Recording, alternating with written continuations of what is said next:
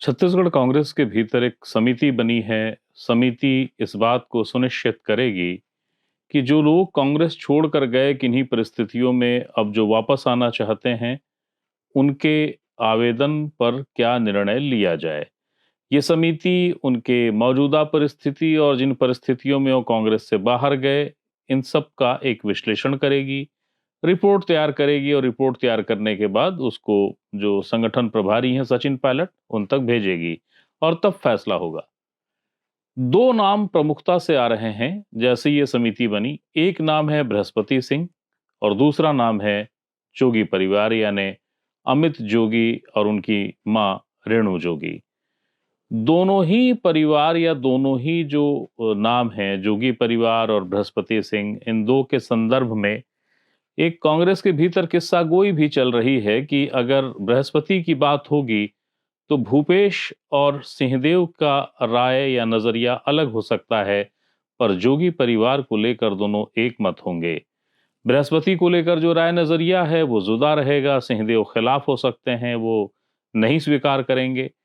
लेकिन भूपेश, जैसा कि जो लोग भूपेश कार्यकाल का दौर याद रखते होंगे, जिन्हें याद होगा, वो इस बात पे कतई अचरज नहीं करेंगे कि बृहस्पति के मुद्दे पे भूपेश बघेल बृहस्पति के साथ हों और सिंहदेव पूरी तरीके से खिलाफ हों।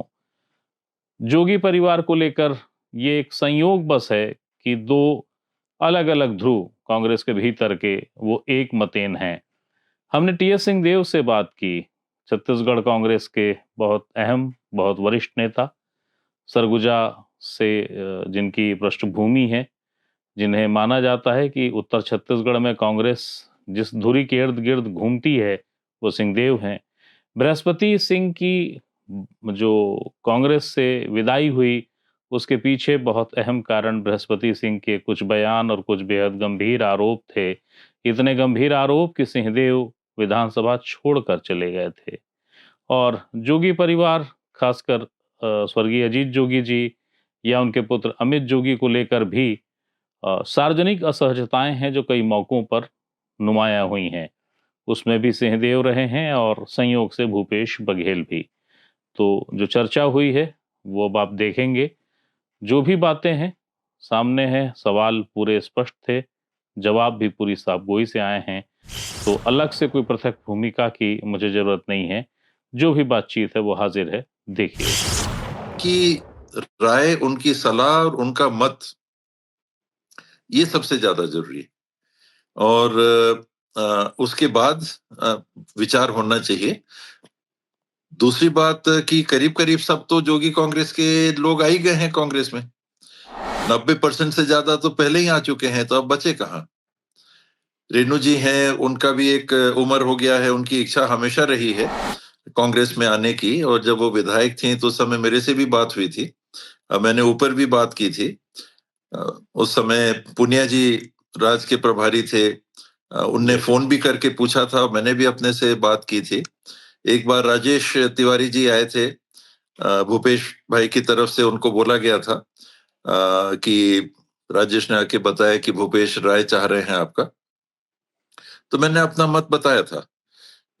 रेणु जी के संदर्भ में कम परिस्थितियां होती हैं, लेकिन बाकी सबको लेने के बारे में मेरे समझ में राय नहीं थी। उस समय भी मैंने उनको यही बताया था। और आज तो मैक्सिमम लोग आ चुके, तो बाकी जो लोग बचे हैं, झीरम घाटी हत्याकांड के संदर्भ में जो लोग सर्वाधिक आहत हुए हैं, उनकी भावनाएं क्या हैं, क्योंकि सिर्फ भावनाओं का सवाल नहीं है, इसमें राजनीतिक नुकसान तो नहीं होगा। मैं बार बार कहता हूं कि राजनीति में एक और एक दो नहीं होता। आप जो हैं उसमें कुछ आप जोड़ेंगे तो कुल मिला के बढ़ेगी बात, संख्या या बल आपका बढ़ेगा। ये जरूरी नहीं है, क्योंकि जो पहले से ही लोग हैं उनमें से अगर लोग आहत होते हैं तो वहां अगर नुकसान होगा तो जोड़ा हुआ हिस्सा आपको बढ़ाएगा नहीं, जरूरी नहीं है कि बढ़ाए, आप कुल घट भी सकते हैं। तो ये बातों को ध्यान में रख के ही निर्णय होना चाहिए। बृहस्पति के संदर्भ में भी वही बात है। बात मेरे पे आती है। उस समय दो बड़ी घटनाएं हुई थी चुनाव के पहले। एक मेरे से भी व्यक्तिगत तौर पे जुड़ी थी, जिस समय उनने अत्यधिक अस्वीकार्य और आपत्तिजनक कमेंट्स किए थे कि टी.एस. सिंहदेव मेरे को जान से मरवाना चाहते हैं, वो स्वीकार नहीं है। ऐसे राजनीति नहीं होती आधारहीन बातों पे इस प्रकार के बात को उठाना। पर वो एक बीती बात हुई। फिर शैलजा जी को लेके कुछ ऐसे कमेंट्स आए थे, पैसों के लेन-देन के कमेंट्स आए थे। ये हल्के से लिए जाने वाली बातें नहीं है।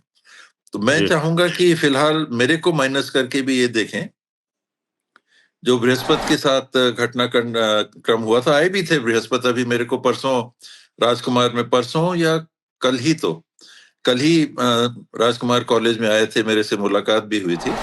मैंने कहा भी कि धीरे-धीरे देखिए क्या स्थिति होती है, क्योंकि सवाल मेरा नहीं है, और भी लोग हैं इसमें। आपको अच्छे से जानकारी होगी कि आज सचिन बाबा हम लोग के बीच में नहीं है। जी, धौलपुर सोमेश्वर बाबा के लड़के जो जनपद के लुंड्रा के उपाध्यक्ष भी तत्समय थे, विवाद उनसे हुआ था और अंततः उनकी मृत्यु हो गई।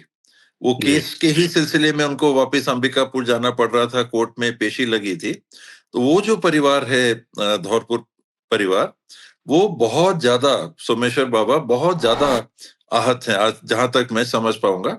आज भी उनकी भावनाएं अत्यधिक आहत हैं और उनके मन में यही बात है कि मेरा बेटा जो हर तरह से परिपक्व होके तैयार हो गया था, वो चला गया। तो उनकी क्या भावना है?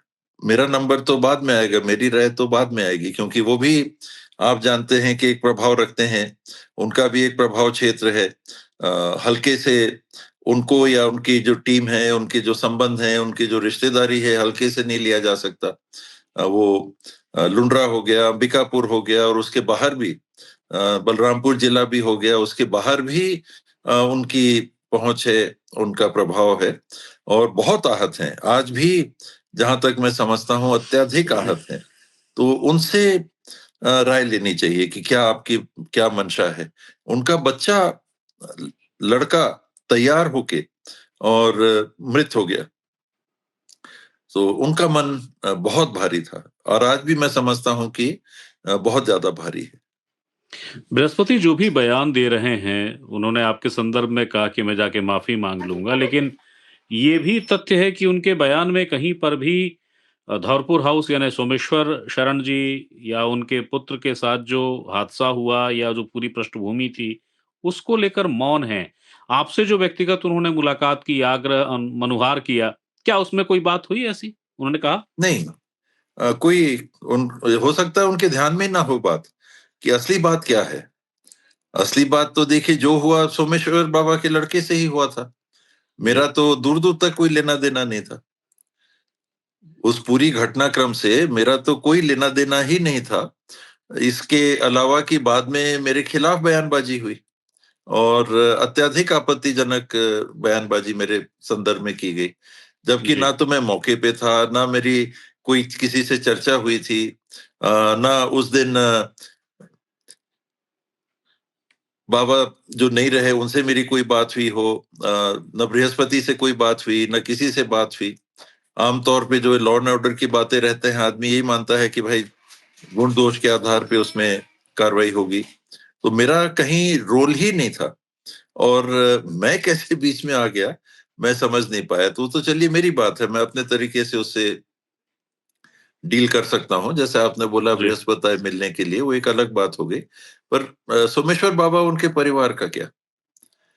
आज सचिन नहीं रहे और उनकी मृत्यु किस परिस्थिति में हुई? उस दिन आनन-फानन में रायपुर से छोड़ के वहाँ के काम को, उनके बच्चे वहाँ पर स्कूल में पढ़ते हैं, बोर्डिंग स्कूल में पढ़ते हैं राजकुमार कॉलेज में, उनको छोड़ के जी, उनके पिताजी बोल रहे थे कि रुक जाइए, कोई ऐसी बात नहीं है जाने का, वकील डेट ले लेंगे। कहे कि नहीं, वो केस है और बहुत परेशान रहते थे इस केस के संदर्भ में। बहुत ज़्यादा परेशान सचिन बाबा रहते थे। वो हादसा हो गया, ट्रेन में हादसा हो गया, आज वो हमारे बीच में नहीं है। तो उस परिवार के ऊपर क्या? मेरे ऊपर तो बात ही हुई। मेरे संदर्भ में अगर देखिएगा तो तथ्यहीन मेरे संदर्भ में बात हुई और उधर तो एक व्यक्ति की जान चली गई। उनकी जी। मंशा क्या है? उनके मन में क्या भाव है? वो सब लेना चाहिए और कांग्रेस को ये सब विचार करके ही किसी भी व्यक्ति को ये सब विचार करके ही निर्णय लेना चाहिए। जब जोगी परिवार की बात चल रही थी, अमित और उनकी माँ की, रेणु जोगी की, तो आपने ज़िक्र छेड़ा झीरम का। झीरम का ज़िक्र करते हुए कोई संकेत दे रहे हैं सिंहदेव, या कुछ याद दिलाना चाह रहे हैं आप? नहीं, बात एकदम क्लियर है कि झीरम घाटी में मृत कौन हुए? नंद कुमार पटेल जी और नंद कुमार पटेल जी के लड़के की हत्या की गई। विद्याचरण जी एक बहुत वरिष्ठ कांग्रेस के लीडर थे, उनकी हत्या हुई। महेंद्र कर्मा जी की हत्या हुई। अन्य मैं नाम एक एक करके नहीं गिना रहा, ये महत्वपूर्ण लोग हैं। पूर्व विधायक जी, मुदलियार जी, उनकी हत्या हुई। जी। और भी साथी थे, एक यूथ का लड़का था, उनकी हत्या हुई। तो नंद कुमार पटेल जी, उनके लड़के, विद्याचरण जी का परिवार, महेंद्र कर्मा जी का परिवार, उसके बाद झीरम घाटी के बाद जो रिएक्शन हुआ, उसके संदर्भ में आज जोगी कांग्रेस उसके बाद ही बनी। क्या जी। परिस्थितियां थी आप भी जानते हैं। आपको भी आप निरंतर राजनीतिक विश्लेषण करते हैं, आप फॉलो करते हैं, सभी पार्टीज को आप फॉलो करते हैं और कांग्रेस को भी आप फॉलो करके आपने लगातार रिपोर्टिंग की है। तो ये जो पात्र हैं, ये जो परिवार हैं, इनकी क्या मंशा है, वो सब करके फिर निर्णय लेना चाहिए, क्योंकि ये बात हाईकमांड तक गई थी, ये बात राहुल जी तक गई थी। लेकिन जहाँ तक मुझे याद आता है सिंहदेव साहब, जो अंतिम विदाई हुई जिसको ट्रिगर पॉइंट कहते हैं, वो झीरम नहीं था, वो था अंतागढ़। वो अंतागढ़ जिसको लेके भूपेश बघेल जी ने एसआईटी गठित की थी, हालाँकि उनके कार्यकाल में बहुत सारी एसआईटी गठित हुई और गठित ही रह गई। कोई बहुत ज़्यादा ठोस हुआ नहीं और उसमें हालिया दिनों फैसला भी आया, सब बरी हो गए हैं। तो अंतागढ़ वाले विषय को लेकर भी क्या कुछ प्रश्न है, या अब अंतागढ़ से भी मूल विषय वही है झीरम? तुलनात्मक अंतागढ़ तो बहुत छोटा विषय है। अंतागढ़ में क्या हुआ था कि एक कैंडिडेट को चुनाव लड़ना कि नहीं लड़ना, उनको बैठा दिया गया। उनने टिकट में सहमति दी, मैंने उनसे खुद बात की थी, मंतूराम जी से, दिल्ली से बात की थी, सोनिया जी के यहाँ जाने के पहले बीके हरिप्रसाद जी, भूपेश, दोनों हम लोग साथ में बैठे हुए थे, उनके मैं हम लोग दोनों के साथ में बैठा हुआ था। हरिप्रसाद जी के घर से लोधी रोड पे जो उनका घर स्थित था, उस समय बंगला था, वहां पर बैठ के फोन लगा के मैंने 2 बार मंतू से पूछा उन लोग के सामने कि आपकी वाकई में मंशा है क्या, कुछ दबाव आएगा, ऐसा होगा, आप लड़ना चाहेंगे कि नहीं? उन्होंने कहा नहीं बाबा, मैं बिल्कुल मैं तैयार हूँ। उसके बाद हम लोग सोनिया जी के पास गए और गाजे बाजे के साथ उनने अपना नामांकन भरा और नामांकन भरने के बाद में फिर ऐन मौके पे पता नहीं किन परिस्थितियों में विड्रॉ कर लिया। कई बातें आई उसमें, लेन देन की बात आई और बात आई, प्रभाव की बात आई, दबाव की बात आई, जो निर्दलीय थे उन लोग को भी बैठा दिया गया, बहुत सारी बातें आई। लेकिन वो मामला झीरम घाटी की तुलना में बहुत कम अहमियत रखता है, बहुत कम अहमियत रखता है। जो मुख्य बातें हैं, उन बातों को ध्यान में रख के हमको आगे बढ़ना चाहिए। सिंहदेव साहब, ये हालाँकि थोड़ा जटिल सा सवाल है, मगर आप बेबाकी से जवाब देने के लिए जाने जाते हैं और आपके समर्थक आपकी उस जवाब या बेबाक शैली से कई बार परेशान भी होते हैं कि अब करना क्या है। बहरहाल, झीरम के मसले को जो जोगी के संदर्भ के साथ अपन देख रहे हैं, क्या आप कहीं से यह मानते हैं, जो कि एक धारणा थी उस समय, कहा जाता रहा, कि ये जो झीरम की घटना है, इसमें जोगी जी की भूमिका संदिग्ध है। क्या सिंहदेव इस बात से इत्तेफ़ाक रखते हैं? नहीं, यहाँ तक तो मैं नहीं जाऊँगा क्योंकि मेरे पास कोई तथ्य नहीं है। कई बातें उस संदर्भ में भी हुई जो आज मुझे नहीं लगता है कि समय है उसके बारे में अभी मैं कुछ कह पाऊँ। जी, कई चीज़ें हैं, कई चीज़ें उसके संदर्भ में हुई थी। मौका कभी पड़ा, जीवन में ऐसी परिस्थिति अगर रही कि कुछ बोल सकूँगा तो मैं उसके बारे में भी जानकारी साझा करना चाहूँगा। लेकिन आज के दिन यही मानना चाहिए कि अ, देखिए, सचिन बाबा के लिए मैंने क्या बोला, कोई डायरेक्ट जी, सबूत तो नहीं है, पर जी, केस किसके ऊपर हुआ, थाने में किसको बैठाया गया, कांग्रेस का शासनकाल था, उनके साथ कितने अधिक बदसलूकी हुई कल्पना के परे, सचिन बाबा के साथ थाने में, मैं कह नहीं रहा हूं उनके साथ क्या हुआ, आप जानते हैं, आपको जी, उसकी जानकारी होगी। कैसे लोग थाने में बैठे रहे और जिसे कहते हैं ऊपर से फोन आता रहा कि ये करो वो करो, उन परिस्थिति में उनके ऊपर कार्रवाई की गई, बंदी उनको बनाया गया, जेल में उनको जाना पड़ा, और वो उनके ऊपर हुआ। मेरा तो तुलनात्मक छोटा मामला है कि मेरे ऊपर आरोप भर लगाया गया, मेरे ऊपर स्टेटमेंट दिए गए, पर जान किसकी गई? झीरम घाटी में लोगों की जान गई है, और उस समय लोगों की भावना क्या है, उससे जुड़े हुए जो परिवार हैं, उनकी तथ्य क्या है एक अलग बात है, भावना क्या है।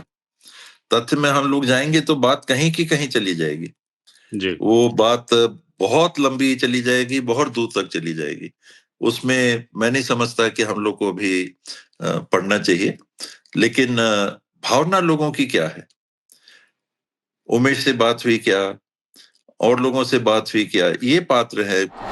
अपने महेंद्र कर्मा जी के परिवार हैं, देवती जी से बात हुई क्या, उनके बच्चे हैं, उन लोगों से बात हुई क्या, उनके मन में कोई बातें हैं क्या? ये सारी बातों को ध्यान में रख के फिर निर्णय लेना चाहिए। जो 7 सदस्यीय समिति बनी है, जो इस बात पर फैसला लेगी कि जो आवेदन दे रहे हैं वापसी का, उन पर क्या निर्णय लेना है, और वो एक निर्णय या एक रिपोर्ट तैयार करेगी, सचिन पायलट जी को भेजेगी, जैसी अभी तक पीसीसी जानकारी दे रही है। ना उस समिति में सिंहदेव हैं, ना भूपेश बघेल हैं। क्या माने इस बात को? उसमें पद में जो लोग रहे हैं, मुझे लगता है कि वो दिख रहे हैं। वर्तमान पीसीसी के प्रेसिडेंट दीपक बैज जी हैं, दीपक बैज जी का नाम है। नेता प्रतिपक्ष चरणदास महंत जी हैं, चरणदास महंत जी का नाम है। पी संपत जी, जरिता जी, जांघेड़ जी, ये एआईसीसी के सचिव के रूप में, प्रभारी सचिव के रूप में छत्तीसगढ़ में उनके नाम हैं। दो पूर्व पीसीसी प्रेसिडेंट हैं, धनेन्द्र साहू जी और मोहन मरकाम जी, उनके नाम हैं। तो ये नाम रखे गए हैं, और मुझे लगता है कि, या पूर्व सीएम कहिए, हालांकि भूपेश पीसीसी प्रेसिडेंट प्रेसिडेंट भी थे, और पूर्व डिप्टी सीएम कहिए या पूर्व नेता प्रतिपक्ष, उनको नहीं रखा गया क्योंकि फिर और पूर्व नेता प्रतिपक्ष भी होंगे। रविंद्र चौबे जी भी नेता प्रतिपक्ष थे, तो उन्हें दायरा इतने में सीमित किया। ये सब पद के हिसाब से नाम दिख रहे हैं। इसमें धनेन्द्र साहू जी का नाम नहीं है, रविंद्र चौबे जी का नाम नहीं है, मोहम्मद अकबर जी का नाम नहीं है, सत्यनारायण शर्मा जी का नाम नहीं है, जो सीनियर आज भी प्रभाव रखने वाले कांग्रेस के लीडर हैं। मुझे इनके भी नाम इसमें नहीं दिख रहे, भूपेश का भी नाम नहीं है, मेरा भी नाम नहीं है।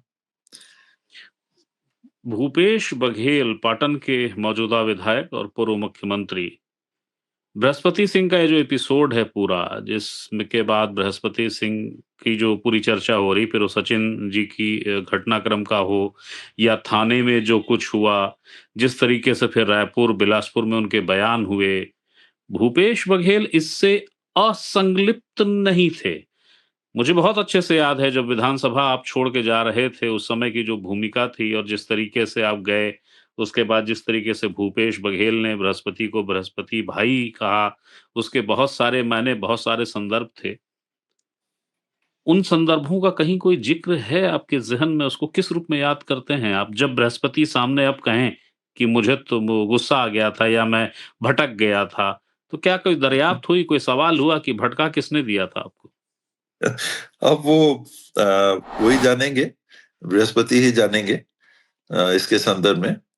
और मैंने और साथियों ने भी मीडिया के ये सवाल को पूछा था कि नहीं माफी वाली, मैंने कहा माफी वाली कोई बात नहीं होती, क्योंकि मेरे मन में, और ईमानदारी से मैं इस बात को कह रहा हूं कि मैं कभी माफी या माफी के शब्द को कोई अहमियत नहीं देता, ज्यादा बिल्कुल अहमियत नहीं देता। जी। मात्र एक खोखली औपचारिकता इसको मैं मानता हूं, क्योंकि अगर भाव है तो मन में होना चाहिए, और मन में अगर भाव है तो माफी वाले शब्द के इस्तेमाल की कोई आवश्यकता नहीं है, कतई कहीं कोई आवश्यकता नहीं।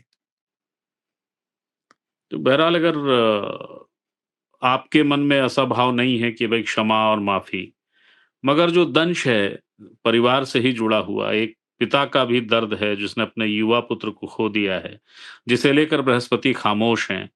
हमने वो कोर्ट की खबर भी की थी, जो उस प्रकरण से जुड़ी कोर्ट में जब मामला चला उसकी भी खबर की थी, जिसमें आरोपों की कोई पुष्टि नहीं हुई। बहुत सारी और उसमें प्रश्न थे जिसमें बृहस्पति सिंह के सारे आरोप शून्य हो गए थे। वो उसका कोई ज़िक्र नहीं कर रहे हैं और उसके करना चाहिए। बावजूद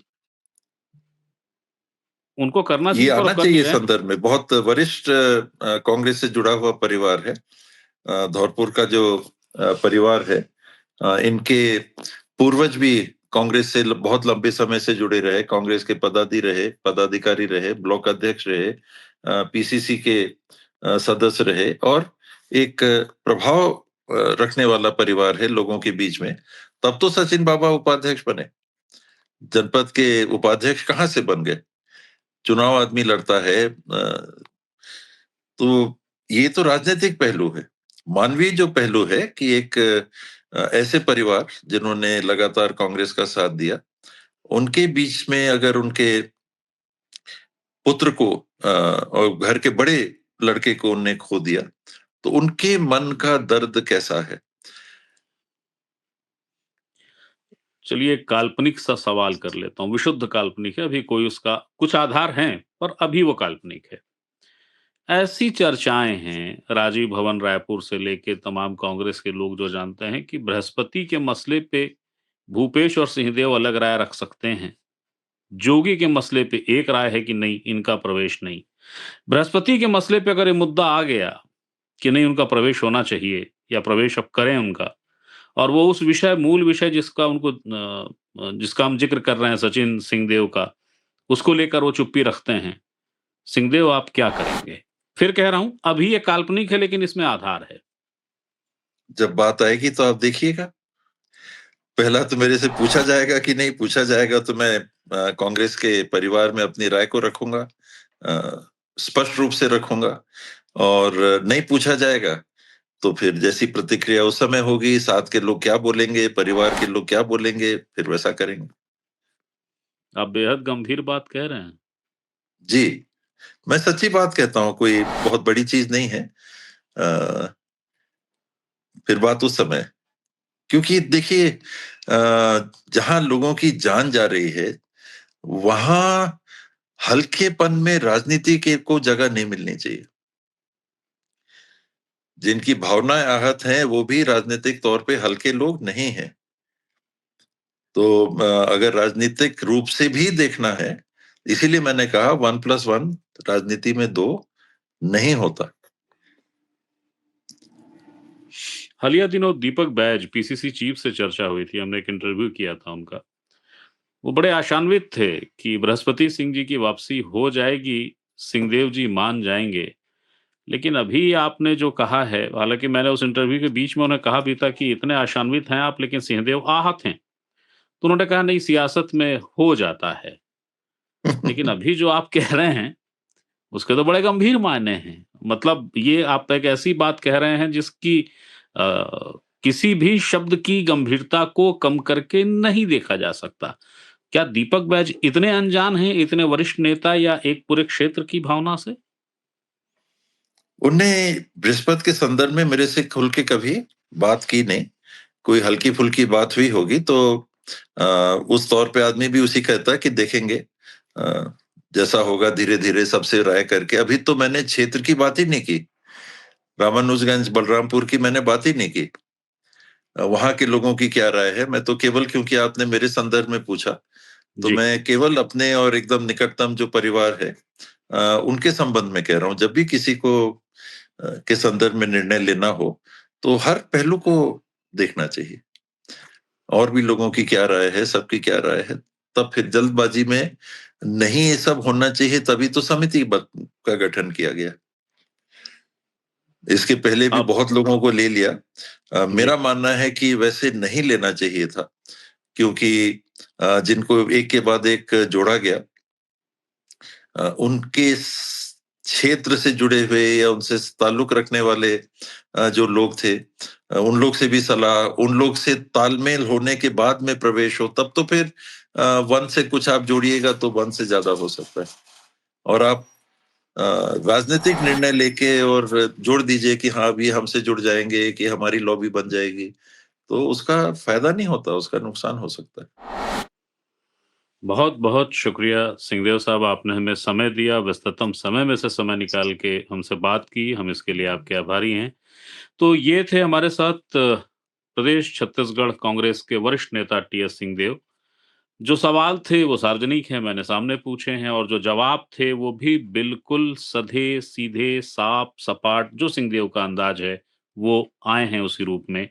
और वो जो प्रश्न है, जिस प्रश्न में मैंने उनसे पूछा कि अगर ऐसा हो जाए जैसे कि चर्चाएँ हैं, बृहस्पति को लेके भूपेश और सिंहदेव अलग राय रखते हैं, और अगर बृहस्पति आ जाएँ कांग्रेस में या ऐसी कोई भूमिका बने, तो सिंहदेव ने उसका जो जवाब दिया है, उसे बहुत गंभीरता से दोबारा सुन लीजिएगा। फिलहाल मुझे दीजिए इजाज़त, फिर किसी नई खबर के साथ, किसी नए विषय के साथ मैं आपके सामने फिर हाज़िर होऊँगा। सिंहदेव साहब, एक बार फिर से शुक्रिया आपका। Thank you. Thank you यागवल्स।